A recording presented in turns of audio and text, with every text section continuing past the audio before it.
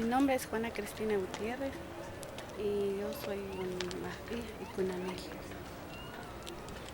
Y ya vengo casi 27 años trabajando.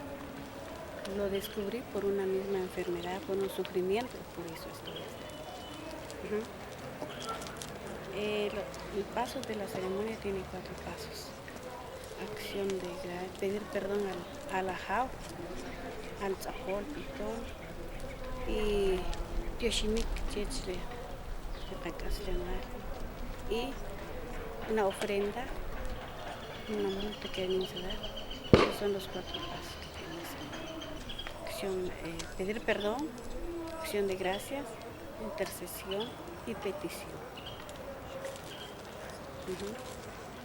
Mi mensaje es para todos nosotros los ajijá, pues que sean los bienvenidos en especialmente del día de hoy, que hoy es el Nawali Mosh. Gracias al Nawali Mosh que nos tiene en vida. Yo solo quiero invitarles a todos los ajijá que sean bienvenidos y a que hagamos las cosas bien como el ajá lo quiere, ¿verdad? Esa es, y primero Dios, algún día no lejano se va a dar vida a estas ceremonias, ¿verdad?